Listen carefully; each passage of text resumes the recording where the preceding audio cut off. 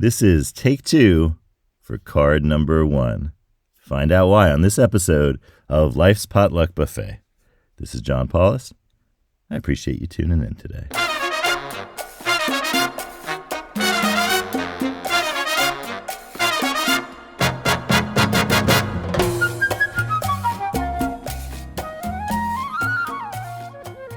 This time it wasn't because I didn't press record, which happened, as you'll recall, a month ago or so.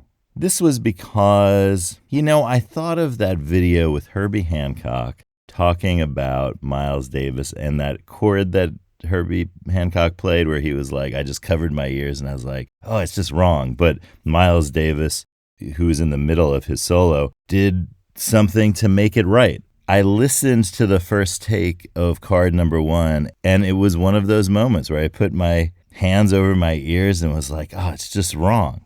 So without going into detail about that, I'll let you know what I did. I decided I would follow the advice of card number 32, which is the back of your mind has a full-time job. This time I didn't have any chairs to refinish or any projects that I was doing at the moment that would be relevant to letting the back of my mind do the work.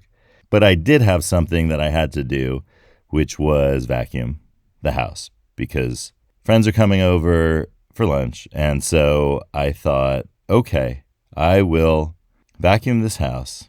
As I vacuum, I will let the back of my mind do the work. And so I did. And in the course of vacuuming, you see, I have a vacuum cleaner that I like very much. I won't mention the name of the vacuum brand and model since this isn't the moment for that.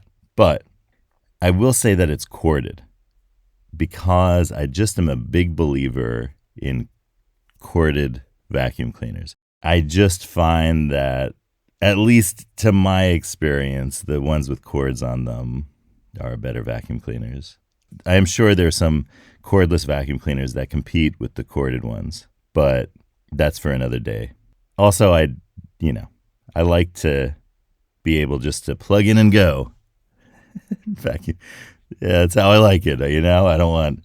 Weirdly, a cordless vacuum cleaner ties me down because I'm really bad at recharging things. This is a problem with my phone all the time where I'll forget to plug it in or something. I'm like, I have no batteries now, that kind of thing. So I would probably not plug in the cordless vacuum cleaner and I would be frustrated. It would be like one of those, well, they used to call them infomercials, where they're selling a product as it's a commercial, but, a direct sales commercial for a product that you order online. They'd always have the person, I would be with my corded vacuum cleaner, or in this case, the cordless vacuum cleaner, and all of a sudden I would be in black and white instead of color, and I would frustratedly roll my eyes and blow air into my bangs, and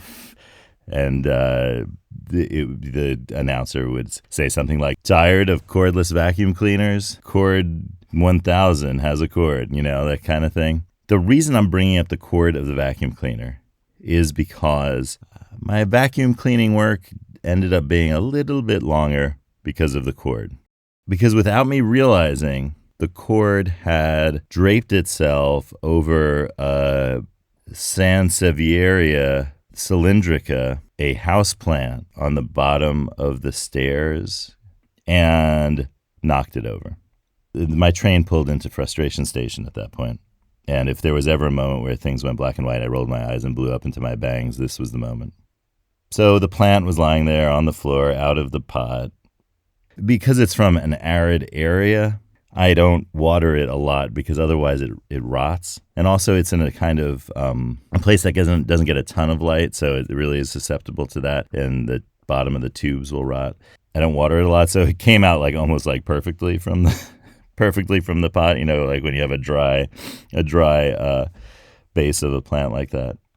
And so I then also had a lot of dirt on the floor, which made this a kind of vacuum cleaner infomercial in itself, because now I had this very complex lava rock and soil mixture that I had in the pot was now largely on the floor. And so this would require an excellent vacuum cleaner to vacuum it up. And I have one. So I picked up the plant, went over to the sink, the nearest sink in the kitchen, and I pulled out a bag of potting soil from one of the cabinets that has the houseplant care stuff in it.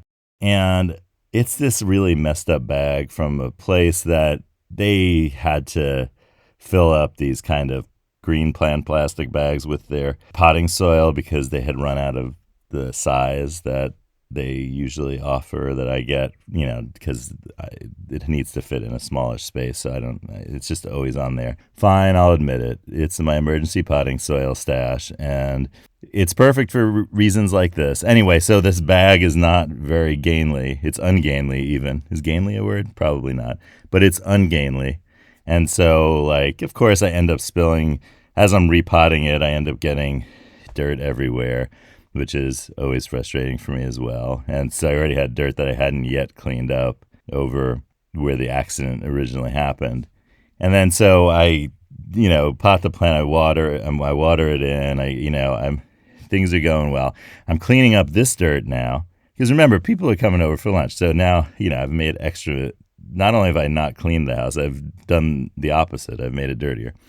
So I used the advice of Card 46, started with one spot.